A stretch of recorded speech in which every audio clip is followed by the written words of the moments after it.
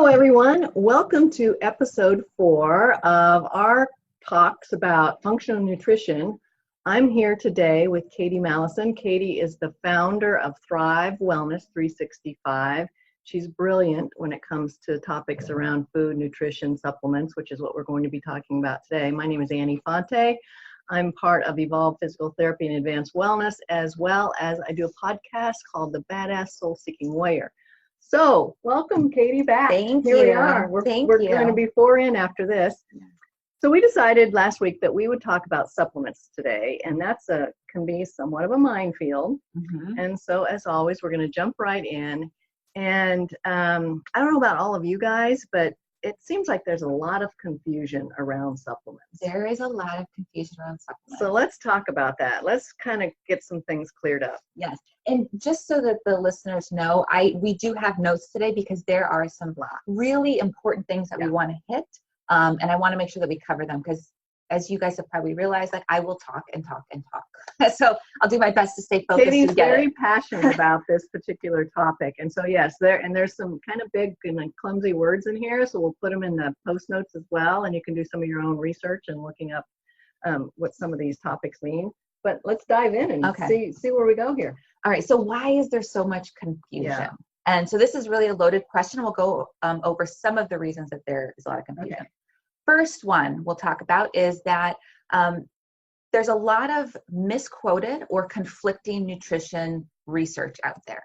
So often what we see is the social media, certain, industry or what's the word I'm looking for? I don't know. Folks with persuasion in social media, thought leaders, that they often grab onto research that fits their narrative. So they may have a pre-existing belief, and so they find the research that fits their narrative. Or what often happens is people will actually misquote the research because they may not actually understand what's going on. So an example of this is a few years ago, Time Magazine actually reported, I think it was Time Magazine, had said that, supplements are worthless. And so when we dive into that and we say, okay, well, what are they basing that statement off of? Yeah. So they were using, we're going to go through a couple of these studies, a vitamin E study that specifically looked at alpha-d-tocopherol, which is one of the 8 forms of vitamin E. And when you took that in isolation in a high dose, it showed increased mortality. Okay. However, let's put that into context. Alpha-d-tocopherol does not exist in nature. And nor would I ever prescribe alpha-d-tocopherol on its own. And what we find is when you actually bring in those other forms of vitamin E, so if you get a mixed tocopherol and tocotrienol supplement, there's a gamma form in there that actually offsets and nullifies that risk. So for a healthy individual, there is no risk. Okay, so there's those big words I was telling you guys about. Let's, in layman's terms, if we can, explain then, let's talk about vitamin E. Okay. What if vitamin E is a supplement one would suggest someone use, what's the simple layman's term we can say, these would be the suggestions I would have for you? Absolutely. So first of all, vitamin E and a lot of these nutrients we're going to talk about, I often don't recommend them in isolation for the average healthy person. Okay. I am a big fan of using targeted nutritional therapy for specific people, for specific states of their body as we're trying to move them into wellness. Okay. But if somebody is going and they're looking at a vitamin over the counter, I would go and I would look at something that says mixed on the back. So it'll say mixed tocopherols, mixed tocotrienols on the back. You don't want something that is just the single nutrient of vitamin E. Okay. And we're going to put these words in the show notes so you can look them up and you'll understand what they are. And you can take them with you to the store so you can get some assistance with it. Yes. Okay.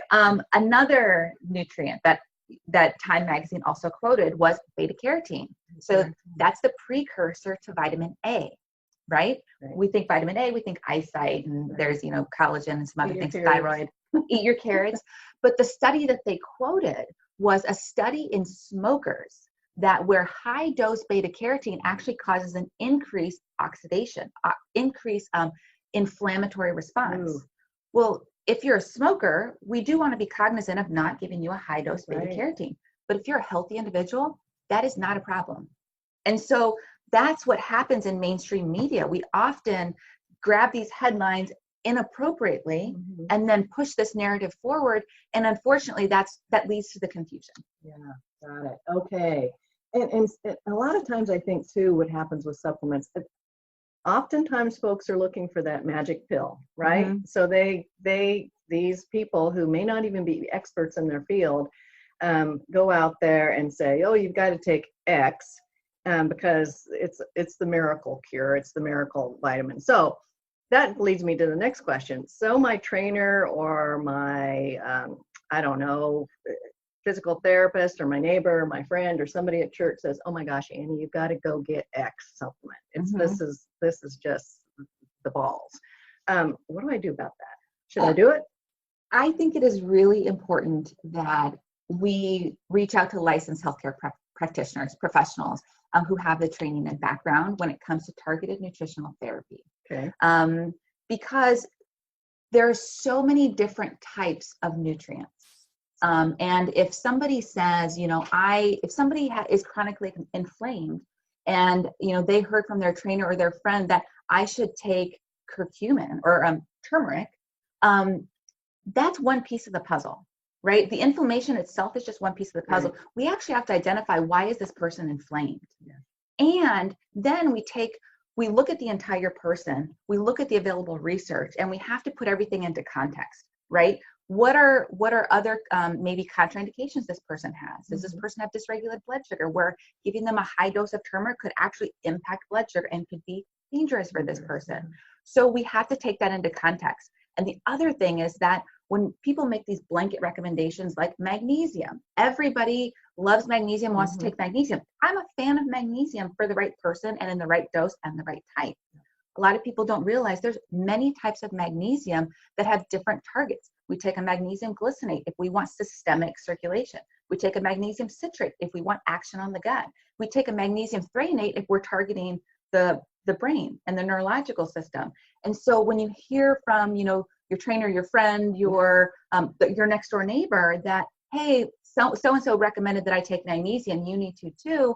It's like, hold on, take a step back. Let's look at you as as the individual that you are, and put it into context of the larger health picture. Amazing. I can't even say these words. I don't think I can even spell them. I want to say them. And that, I'll reiterate that. We've talked about this in the last 3 episodes, and we're going to keep talking about it, because every single one of us is an individual, and every single one of us will need a different supplement and a different eating plan and a different enzyme and all the things we've talked about over the last 3 or 4 times we've sat down. So remember that about yourself, and seek assistance and seek help from people who are studied and expert in the field, not who claim that they are, but there's a good deal of education and certification that goes into getting to the level you are and being able to help folks. So make sure you vet these folks out too, right? Okay, how about this? I'm not a big fan of supplements. Can I just get all that I need through my food? It depends on what I eat, right? It depends on what you're eating. Okay. It depends on, the state of health, I would say, for the individual. I would say it depends on their total toxic burden. If they have high toxic load, they may require more nutrients to help support, pathways of elimination, detoxification. We think about the liver.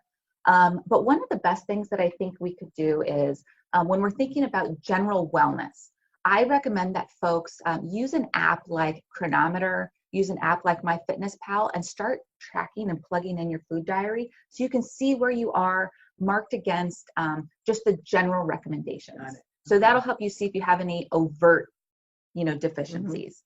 The next thing we have to put into the picture is we all have different demands. So just because we have an RDA, the recommended dietary allowance, that's to keep you out of sickness. Well, I'm not in the game of keeping people out of sickness. I'm in the business of keeping people thriving and well. And so we may have additional nutrient needs, and each person is an individual. Sometimes there's genetic factors involved that might make a certain pathway sluggish, and we need to provide more of a nutrient. But this is where, using those apps as a baseline is important. And then I would say work with a licensed nutrition professional, a licensed medical professional to see like what additional might be needed, and test. So there's blood work you can do, there's urine tests that you can do, so we can actually see that if we put in a nutrient, is it having the response that we want based off of the metabolites that are excreted in the urine. Right. It's complicated. So just going out to CVS and getting, vitamin D, it's not that easy. All right, Katie, here's another one I've kind of heard a lot. Not a lot, but I've heard this frequently enough that I want to ask you about it. I've heard folks say, okay, I'm taking X supplement, so that means I can eat anything I want. So, yes, right? This is true. You cannot out-supplement a bad diet. There you go. Okay, we have to start with our food first. So we'll use turmeric as an example because it's a lovely seasoning, a lovely nutrient that you can, or food that you can put on your food, sprinkle on your food, you can cook in it. It has anti-inflammatory properties. And that's great because that's just going to help promote wellness, right? It's going to help promote that anti-inflammatory load on the system and offset some of that inflammation. Now, we could then add a little bit of black pepper to that turmeric to increase our absorption. We could actually cook the food in a little bit of ghee and maybe add some ginger and also help bump that anti-inflammatory properties. And that's for wellness. And then when we look at a person, a client, a patient who then maybe has an autoimmune condition or chronic inflammation or even acute inflammation, then that's where supplements come in, right? They supplement the diet and they can be used in a targeted way. So if I had somebody who was acutely inflamed or chronically inflamed, then I might bring in curcumin, which is the active nutrient in turmeric with the most, the anti-inflammatory properties, and then bioperine, which is the active ingredient in pepper, which helps activate the curcumin and with helps with bioavailability, absorption. Then we would bring in the supplement, and then we would actually go in a targeted therapeutic dose. And a therapeutic dose is, the dose that's meant to have that response. That we want to anti-inflame something in a very strong way. You have to do it in a high enough dose or the appropriate dose, or you're not actually doing something. I can't tell you how many times I see people saying, they come into my office and they have bags of supplements. Bags of supplements. So-and-so recommended that I take fish oil. Well, you're taking fish oil that only has 400 milligrams or 600 milligrams of EPA and DHA, which are the active ingredients, when this particular person may need 3 grams. Yeah. That's a huge difference. Yes. And they wonder why they're not feeling relief. Yes. Now, you've talked a lot about turmeric just then. I'm guessing that all turmerics aren't alike. No, all turmeric is not alike. And how do you know the appropriate one? Yeah, and actually I should restate that. It's not that all turmeric is not the same, it's that all curcumins are not the same. Okay.